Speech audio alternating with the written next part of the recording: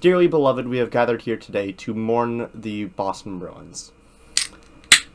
And to crack open a cold one to celebrate the return. Wait, what are you doing? Hey, what are you... No, it's supposed to be sad. What are you talking about? We got great return for everyone. Really? Really? We got good return for everyone? Husnudinov, we got Yoki Hardy, everyone. We got... Yeah, I'm pretty sure that's every... Are you sure that's everyone? No, I don't think I'm missing anyone. Isn't there someone you might be forgetting? No. No. Marchand. There you go. So yeah, while I was at a birthday party yesterday, the Bruins decided to go postal. And this is probably one of the weirdest deadlines that the Bruins have ever done. Because they were active in a way in which they got exactly what they needed, and yet Don Sweeney still deserves to be fired after this. Let's run through it all. And we're going to go from after the Frederick trade. Okay, I already made a video about the Frederick trade. You can check it out here. And I want to preface this with one simple thing. Sweeney did amazing this deadline. Except for one move. We're going to get into the move that he fucked up last. Because I feel like we should give Sweeney some props for how he navigated this deadline. The Bruins at this deadline needed to choose a path. Either continue to push the rock up the hill, just do nothing, maybe even add a little bit, try and make the playoffs, which would have been the worst thing that this team could have done for the future. Did I ever tell you the definition of insanity? Or blow it up. Blow it up. Blow up the entire rest of the court. Anything not nailed to the ground, anything not named Pasternak, McAvoy, or Swayman, gone. Gone. Thank you. And I'm very happy that they chose the latter. Openly just saying, alright, we're punting the rest of the season, we're starting from square one, and we're going to try and get futures. Perfect. It was perfect. Perfect. Everything, down to the last minute details. So let's get into the first trade. Now, admittedly, I had a video for this in the works yesterday morning, and that was going to come out before I left for this birthday party. And then everything else happened, so I scrapped that video, and now I'm making it here. So Justin Brazeau gets traded to the Minnesota Wild for forward Marat Husnudinov, forward Jacob Lauko, and a 2026 sixth-round pick. I could not have wanted a better return. Right off the bat, people wanted Sweeney's head on a platter for this, and I don't understand why. Justin Brazeau was never that good of a player. He was a really good fourth liner for us. That's about where it ended. The moment that Brazeau came into the league, two things were made apparent. One, he has a scoring touch. If the puck finds him, it was probably going to find the goal at some point. Secondly, the dude cannot skate. The dude takes forever to get where you want him to be. So, Brazeau getting traded after putting up 20 points in the first half of the season, including 10 goals, this is the exact return that I would have wanted. Lauko is here based on vibes. He has a motor on him. He is very inconsistent in the offensive zone. He's not good in transition. He's just fast and young and funny. Never forget that he's funny. Marat Husnudinov, on the other hand, was probably one of my favorite prospects that the Wild had. And if there's anybody that I would have wanted from that, it would have been Husnudinov. Husnudinov has a ceiling of probably the second line. The big thing about him is that he never gives up on a shift, and he has a very, very strong two-way game. Husnudinov was absolutely one of the best penalty killers that Minnesota had. And putting him on a team like Boston, who currently does not have a very good penalty kill, perfect. He immediately slots in as a really, really good PK1 guy. And on top of that, he's fantastic in transition. There's a lot to like about Marat Husnudinov. The one thing that there isn't really to like about him is the fact that his production does not show up on the score sheet. Husnudinov immediately slots in, providing necessity to this team. So that's basically the Brazeau deal out of the way. We sell very high on a fourth liner, and we probably get more than what we bargained for in return. Amazing deal by Sweeney, middle fingers to Bill Guerin, and the Bruins have a piece that they can build around in the bottom six.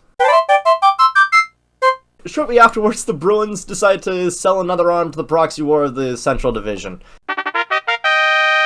Charlie Coyle and a 2026 fifth-round pick going to Colorado in return for Casey Mittelstadt, William Zellers, and a 2025 second-round pick. What? I did not expect the Bruins to get this much of a haul for Coyle.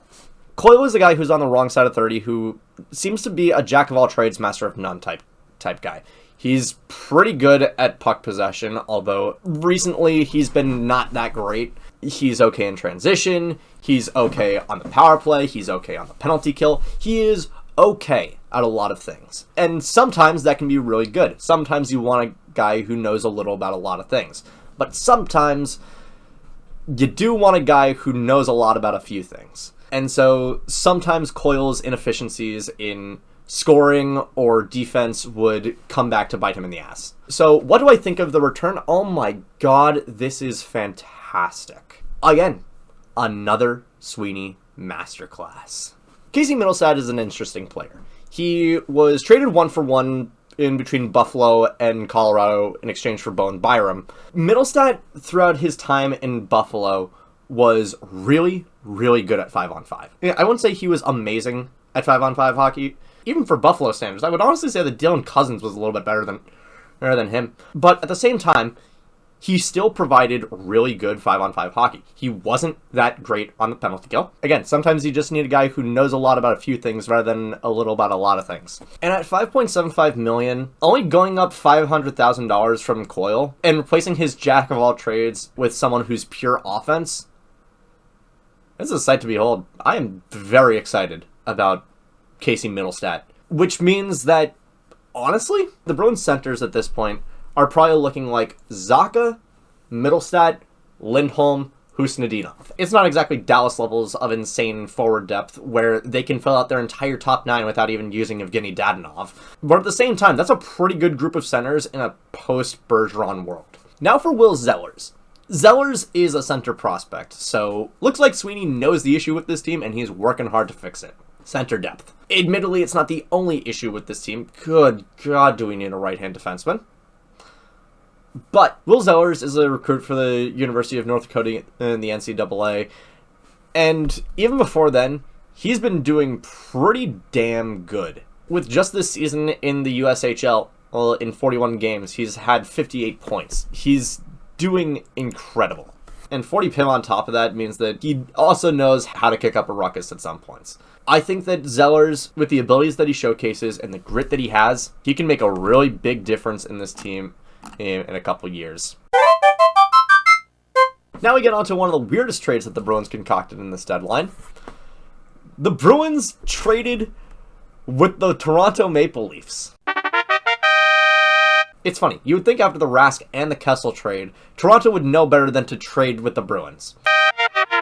The Bruins trade away Brandon Carlo to the Toronto Maple Leafs in exchange for Fraser Minton, a 2026 first-round pick, and a 2025 fourth-round pick. And this might have been the best trade that the Bruins concocted of the entire deadline. Brandon Carlo is a very high-quality stay-at-home defenseman. Probably one of the best defensive defensemen in the league.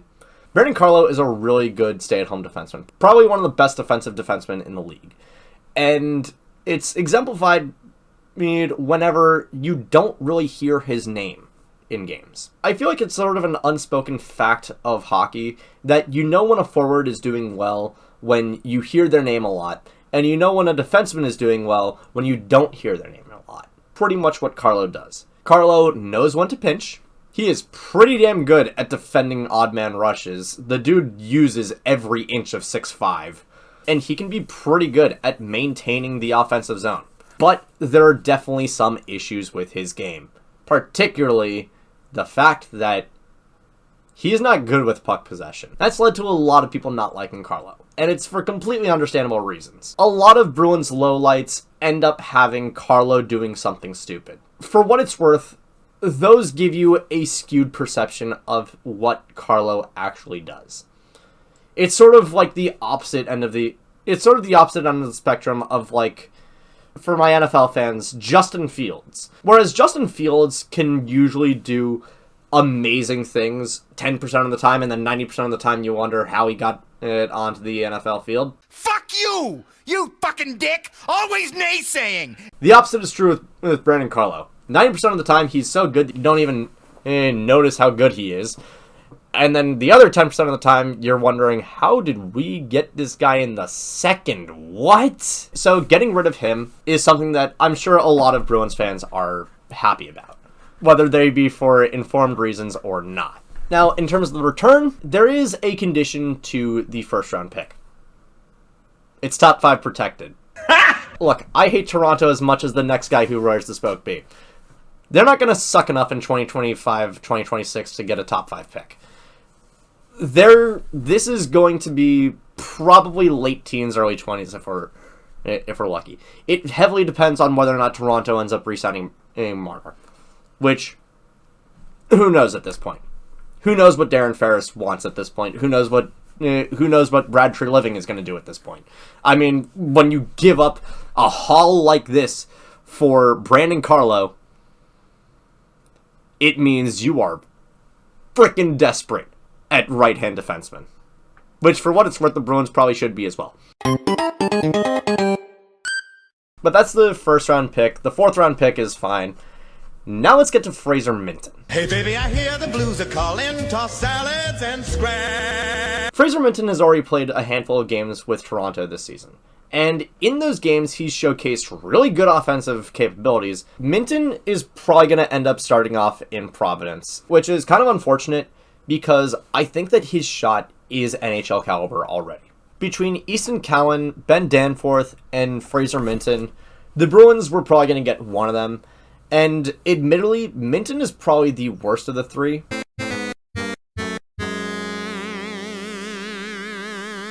The dude still has top 6 potential.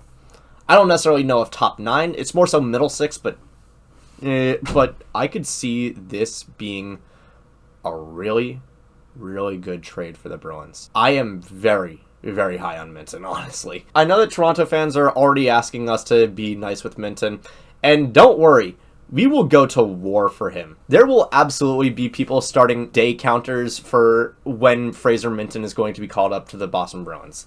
I can't wait for Minten to be in the show, and honestly, as much as I love Morgan Geekie, I could see Minten usurping him from that line of Geekie, Zacha, Pasternak.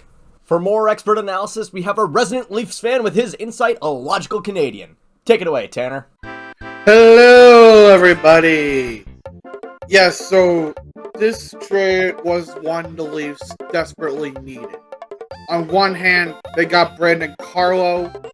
Obviously, it was a little bit of retention in there, 15% or something like that. I'm not sure. The other hand, yeah, it sucks to give up Fraser Minten like that, but we needed to do something, I guess, on the defensive side.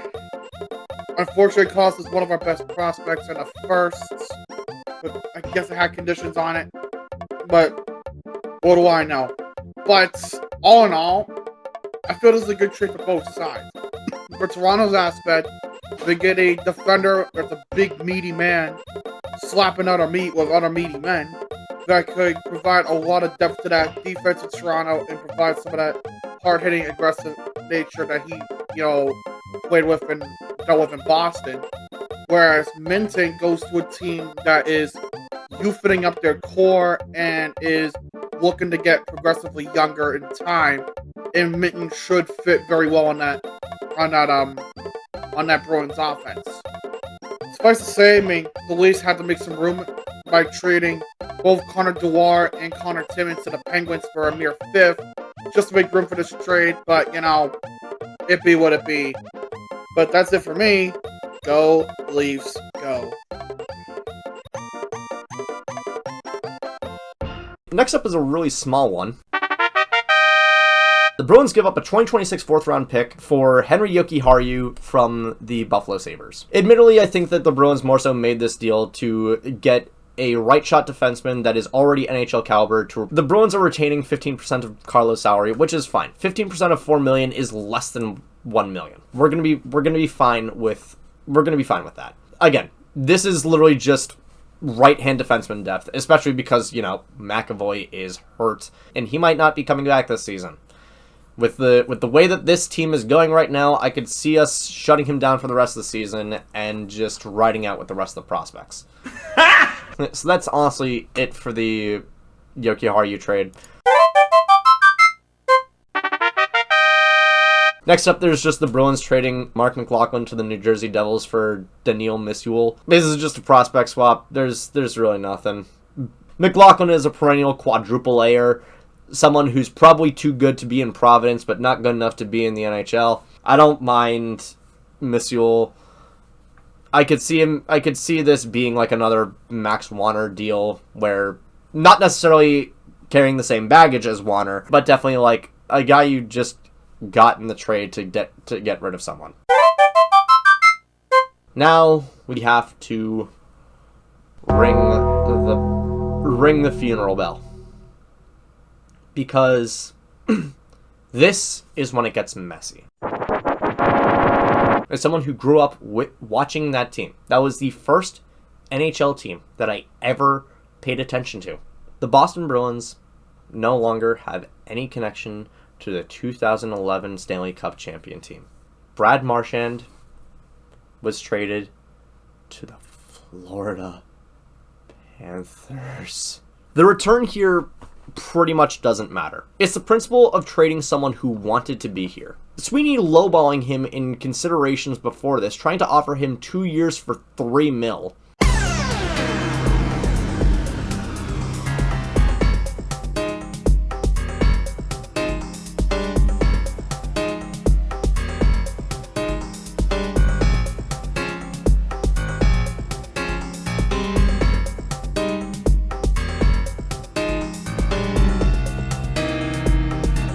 And then trading him for a 2027 second-round pick that turns into a 2028 first-round pick if the Florida Panthers make it past the second round of the playoffs and Marchand plays 50% of the games. Okay.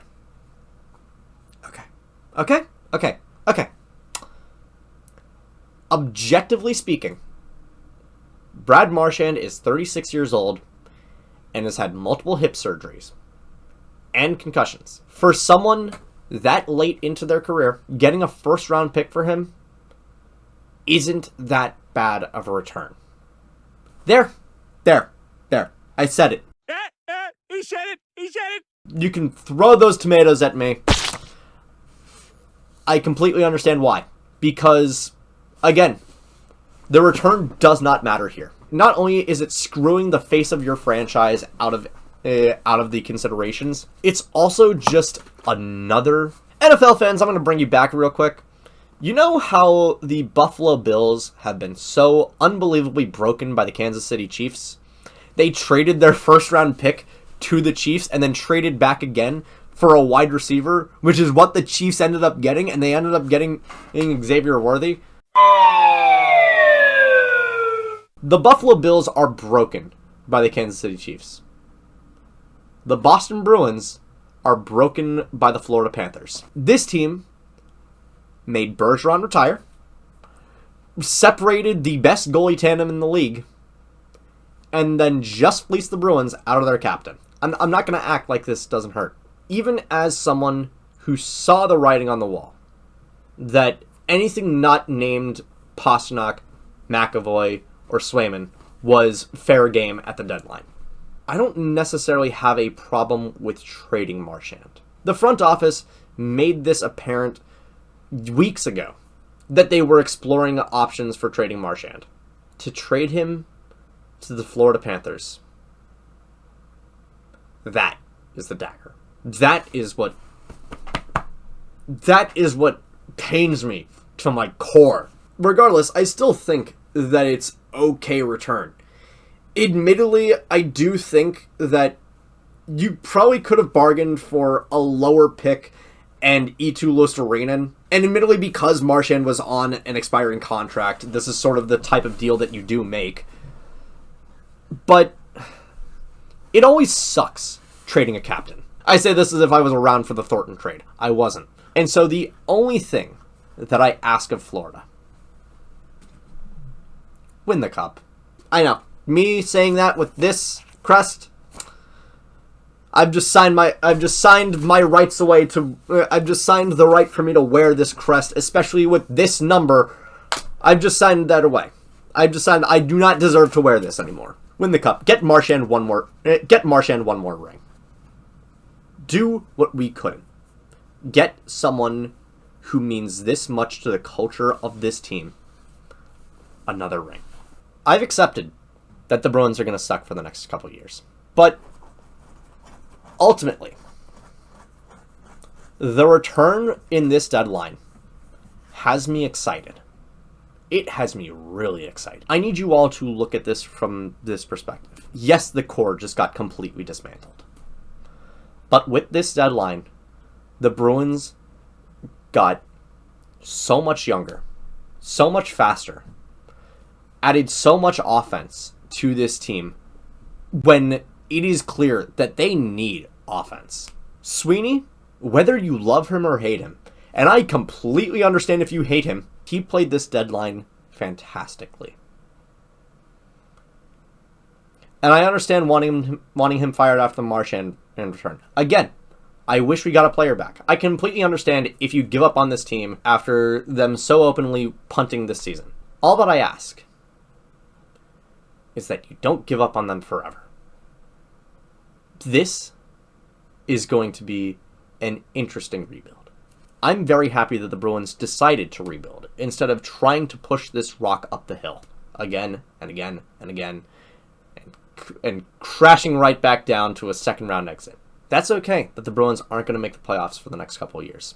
We finally have a future, whether you want to admit it or not. And this video is already so long that it's probably going to take me until after the game against Tampa to finish. So there's going to be talk of acquisition. There's going to be talk about how Middlestat, Jokiharju, and Husnudinov do before I even get this video out. This team is something special, and I'm not giving up. I'm not giving up on this crest. And I ask that you don't either.